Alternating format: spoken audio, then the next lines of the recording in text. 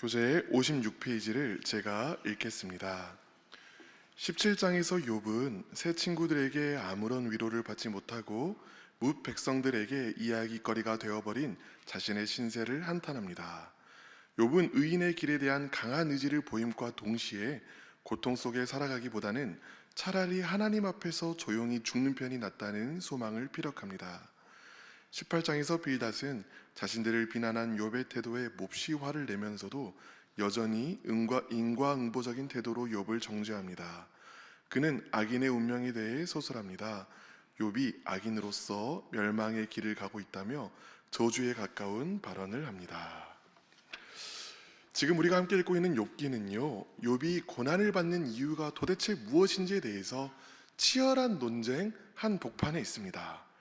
3장부터 시작된 욥과 세 친구 엘리바스, 빌닷, 소발의 논쟁은요 11장에서 1라운드가 끝이 났습니다. 그리고 지금 우리는 2라운드의 한복판에 있지요. 오늘 본문인 17장은 엘리바스의 공격에 대한 욥의 반론이고요, 그 뒤로 이어지는 18장은 빌닷의 재반박입니다. 그러니까 이처럼 우리는 논쟁의 한복판에 있다라고 말할 수 있겠습니다. 우리는 욥기를 읽기 전에 읽었던 책이 한 권 있습니다. 그것이 무엇이냐면요, 바로 잠언이지요. 그때 제가 지혜가 무엇인지에 대해서 여러분들에게 간단하게 말씀을 드렸습니다. 하나님은 질서의 하나님이시고 세상을 질서 있게 만드셨습니다. 그렇기 때문에 그 질서에 순응해서 사는 것이 바로 지혜라고 하였지요. 대나무를 자를 때 결대로 자르면 쉽게 잘라지는 것을 우리가 체험으로 알고 있습니다.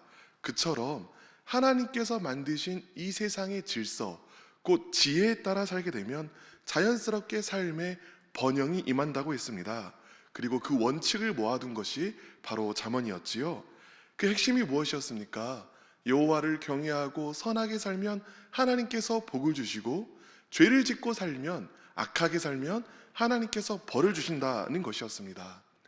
욥과 친구들은 모두 이런 인과응보적인 신학 그 자체에는 동의를 하였습니다. 맞습니다.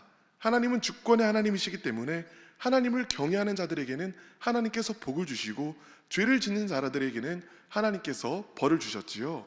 그것이 성경의 원리 원칙이자 일반적인 세상의 법칙이기도 합니다. 그러면 친구들과 욥이 인과응보적인 신학 그 자체에는 동의한다면 도대체 왜 이렇게 싸우는 것일까요? 그것은 욥이 지금 겪고 있는 고난의 원인이 무엇이냐에 있습니다. 욥은 세상이 일반적으로는 인과응보의 원칙에 따라 굴러간다고 할지라도 지금 나는 죄를 범하지 않았다라고 이야기를 하고 있고요, 친구들은 그럴 리가 없다, 예외는 없다, 너 역시 죄인일 것이다 라고 이야기하고 있는 것이지요. 욥은 이 상황에서도 자신은 무죄하다고 피를 토하듯 항변하고 있습니다. 1절과 2절을 보면은요, 나의 기운이 쇠하였으며 나의 날이 다하였고 무덤이 나를 위하여 준비되었구나. 나를 조롱하는 자들이 나와 함께 있으므로 내 눈이 그들의 충동함을 항상 보는구나 라고 이야기를 합니다. 무슨 말이지요? 나를 조롱하는, 내가 죄 있다고 나를 조롱하는 자들의 저 소리 때문에 내가 죽을 것처럼 힘이 든다라는 이야기입니다. 욥은 마지막까지도 자신이 죄가 없다라는 사실을 포기하지 않고 있다라는 것이지요. 또 동시에 포기하지 못하는 진실이 하나 더 있습니다. 6절 함께 읽어보겠습니다. 6절입니다. 시작.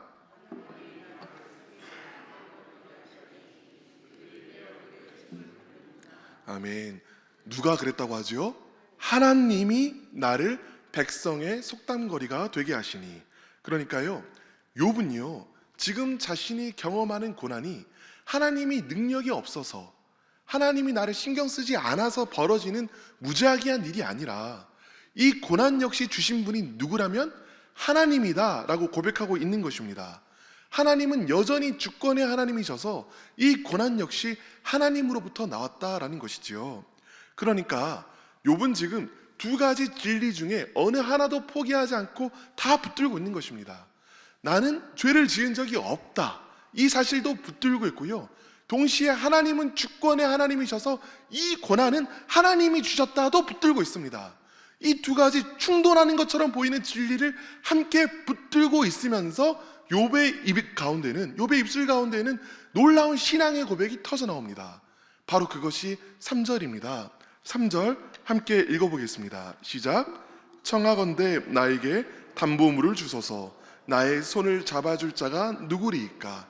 아멘. 무슨 말일까요? 담보물을 주소서라고 누구에게 요청하고 있습니까? 하나님께 요청하고 있습니다. 담보물을 달라는 말은요, 하나님, 나의 보증인이 되어 주시옵소서 하는 고백입니다. 하나님께 내가 선하고 의로운 자였다는 것을 보증해 달라는 요청인 것이죠. 자, 한번 생각해 보겠습니다. 지금 욥이 고난을 겪는 이 고통의 원인이 누구에게 있다고요? 하나님에게 있다라고 했습니다. 그런데도요, 욥은 이 상황에서도 여전히 오직 하나님만이 나의 손을 잡아줄 수 있다고 말하고 있는 것입니다. 저는 이런 그림이 마음속에 떠오르는데요, 한 아이가 있습니다. 이 아이가요, 사랑하는 엄마에게, 부모님에게 매를 맞고 있는 거예요. 그런데 이 아이는 매를 맞으면서도 자신이 왜 맞는지 그 부모의 깊은 마음까지는 다 헤아리지 못합니다. 그러니까 그냥 울면서 매를 맞고 있는 거예요. 그런데 이 아이가 매를 다 맞으면 어떻게 될까요? 울면서도 자신을 때린 그 엄마의 품에 파고들어 그 품에 안겨 웁니다. 이 아이는 자신이 왜 맞는지는 모른다 할지라도 아는 것 한 가지가 있는 거예요. 그것이 무엇입니까? 여전히 나의 엄마가 나를 사랑한다는 그 한 가지 사실을 알고 있는 것입니다. 그렇기에 이 아이는 매를 맞으면서도 자신을 때린 그 엄마의 품에 파고들어 우는 것이지요. 이것이 바로 욥의 믿음입니다. 욥기 1장과 2장에서 나왔던 천상 위인은요, 욥에게는 철저히 가려진 신비입니다. 욥은 자신이 왜 이런 어려움을 겪어야만 했는지, 욥기가 끝날 때까지도 그 사실은 몰라요. 그런데 욥이 아는 한 가지 사실이 있다 이 말입니다. 욥이 아는 한 가지 사실, 이것이 중요한 것입니다. 그 사실이 무엇입니까?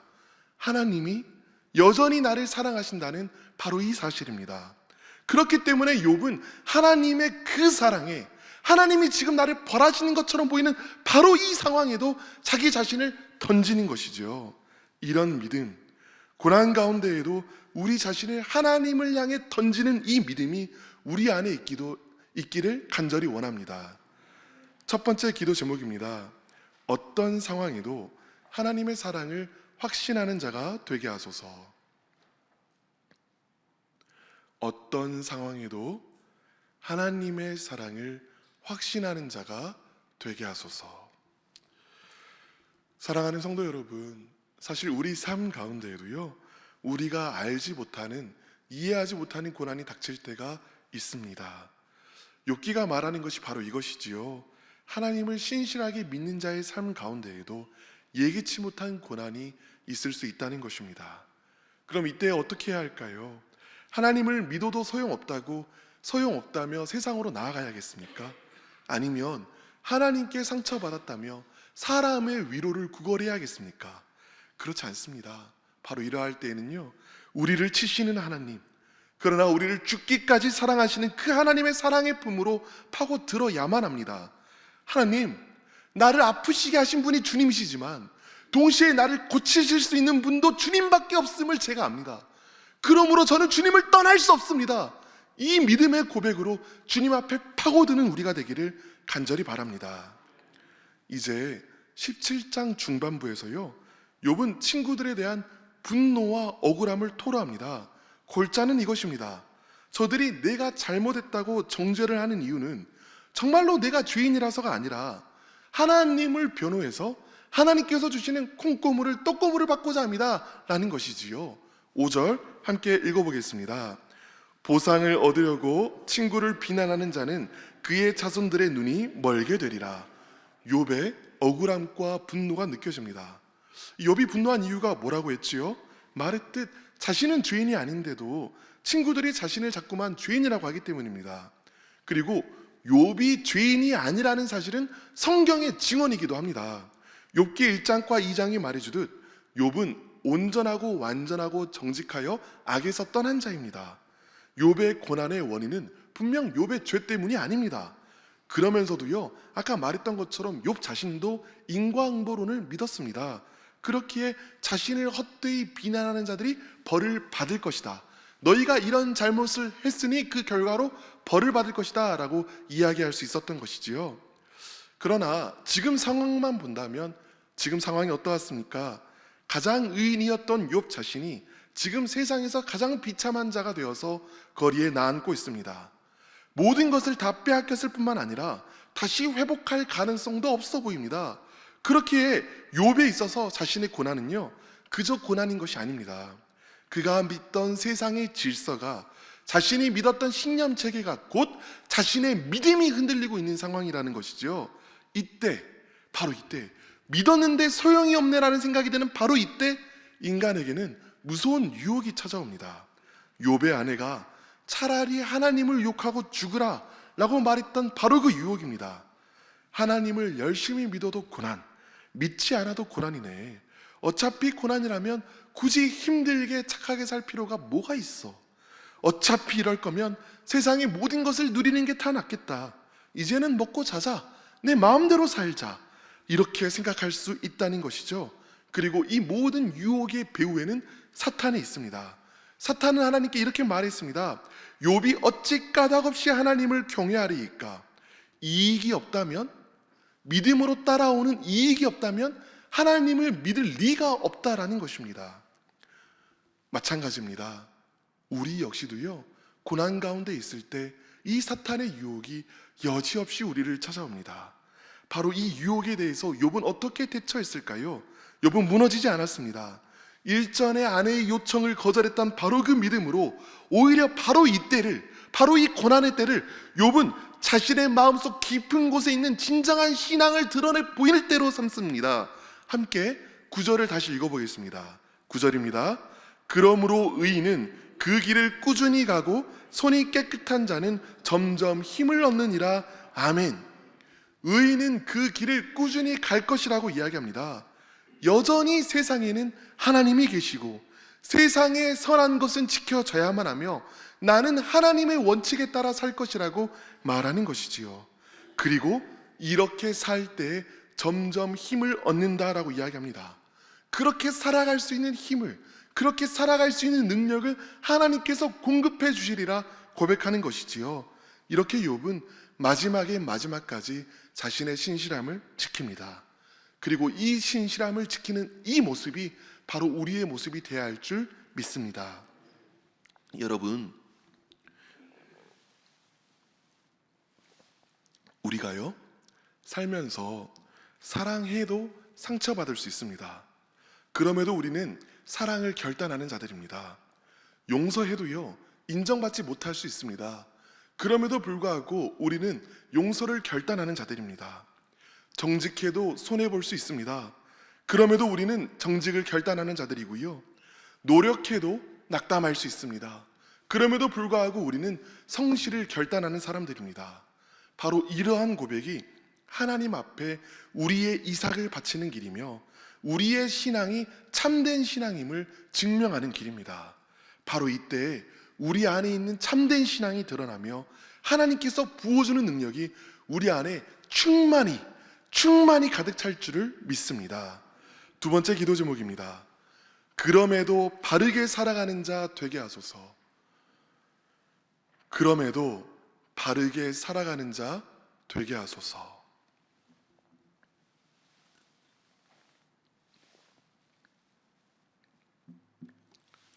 이제 18장부터는 빌닷의 두 번째 반론이 시작됩니다. 욥은 자신을 무죄하다라고 말했는데 빌닷은 그 말을 참고 넘어가 줄 수가 없는 것이죠. 빌닷은 욥에게 분노하며 말합니다. 3절입니다. 어찌하여 우리를 짐승으로 여기며 부정하게 보느냐. 욥이 그들을 향해 짐승이라고 말했다는 것입니다. 그런데 성경을 찾아보면 욥이 실제로 그들에게 그렇게 말한 적은 없었습니다. 그러면 왜 자신을 짐승이라고 말했다고 했다는 것이죠? 짐승의 특징은 지혜가 없는 것에 있습니다. 빌닷은 욥이 자신을 지혜가 없는 사람으로 보았다는 것입니다. 빌닷이 말하는 지혜가 무엇일까요? 선인은 복을 받고 악인은 화를 당하는 인과응보론, 이것이 바로 빌닷이 말하는 지혜입니다. 그런데 욥은 자기 자신을 무죄하다라고 말했으니 자신의 지혜가, 자신이 가지고 간직하고 있는 지혜가 가치 없다라고 말하는 것과 동일하다는 것이고, 그 말은 곧 자기 자신을 짐승으로 보았다라는 말이지요. 그래서 빌닷은 분노하는 것입니다. 빌닷은요, 이후의 구절들을 하나하나 읽어보면 욥의 상황에 대하여 이야기를 합니다. 욥을 악인으로 전제하고 네가 이런 악을 행하였기 때문에 지금 너의 상황이 이렇게 비참하게 된 것이다, 저주에 가까운 말들을 쏟아붓는 것이죠. 그런데 잘 한번 생각해 보도록 하겠습니다. 빌닷이 이토록 과격하게 반응하는 이유가 무엇일까요? 욥의 발언이 자신의 마음을 불편하게 만들고 자신의 신념 체계를 흔들었기 때문입니다. 욥이 바란 것은 위로였고 인정이었죠. 그런데 이 친구들은 자신이 믿는 신학적인 진리, 이 인과응보론을 고수하고자 자신의 진리가 공격받는 것을 견디지 못하고 자신이 무시당했다라는 생각 끝에 욥을 정죄하고 판단하게 되는 것입니다. 진리를 지키고자 공격성을 드러내고 있다는 것이죠. 그런데 여러분, 자신이 믿는 진리를 지키고자 공격성을 드러내고 있다는 것은 그만큼 그 진리를 사랑한다는 말일 것입니다. 그러나 마지막에 욥과 세 친구들 앞에 나타나신 하나님께서는 욥의 손을 들어주시고 욥의 친구들로 하여금 너희들이 잘못했다라고 말씀하셨던 것을 기억하시길 바랍니다. 하나님께서는요, 하나님을 변호하는 것보다 우리 논리와 우리 지식으로 하나님을 변호하는 것보다 내 옆에 있는 아파하는 사람을 위로해 주시기를 바라고 계십니다. 우리 삶에도 이런 일들이 일어나곤 합니다. 고난받는 자들이 아파할 때 그 아픔이 우리 마음을 아프게 할 때가 있습니다. 내가 믿는 진리 체계에 대한 공격으로 느껴지기 때문입니다. 그러니 내 마음을 편하게 하려고 서둘러 그 사람의 죄를 찾아요. 네가 이런 잘못을 했잖아, 네가 주일 예배를 잘 안 드렸잖아, 너 요즘 기도 안 했잖아. 그래서 어떻게든 네가 고난받는 이유가 너의 불성실에 있고 너의 죄에 있다라고 탓하기를 바랍니다. 마찬가지로 여러 자연재해가 일어났을 때 하나님을 믿지 않아서 하나님께서 그 나라를 징벌하셨다라고 말하는 말들이 얼마나 우리 귀에 많이 들리는지요. 맞습니다. 물론 하나님은 징계하고 꾸중하실 수도 있는 하나님이시죠. 그러나 그보다 더 근원에서 하나님은 사랑이신 분이시며 우리가 아픈 사람들을 향해서 가장 먼저 해야 할 것은 위로와 사랑, 그리고 침묵입니다. 빌닷이 고수한 진리 그 자체가 틀렸다는 것이 아닙니다. 하나님을 믿는 자에게 하나님께서는 복을 주시고 은혜를 주시는 하나님 맞습니다. 악을 행하는 자에게 벌을 주시는 하나님 맞습니다. 이 지혜는 신명기와 잠언이 말하는 삶의 근간인 것도 맞습니다. 그 자체는 성경의 지혜라는 것이에요. 그러나 이 진리가 삶의 모든 현상을 설명하지 않습니다. 하나님은요, 우리가 가지고 있는 원리와 원칙을 초월하시는 주권적인 하나님이시고 우리는 그 앞에 겸손해야 합니다. 제가 교회를 오래 다녔다고 해서 또 목사라고 해서 제가 하나님을 다 알지는 못합니다. 그렇기에 우리 모두는 하나님의 주권 앞에서 하나님의 사랑을 신뢰하면서 우리 곁에 있는 사람을 위로해 주어야 합니다. 이것이 하나님께서 우리에게 계시하신, 또 욥기에 계시하신 하나님의 뜻이기 때문입니다. 마지막 기도 제목입니다. 판단하기보다 먼저 위로하는 자가 되게 하소서.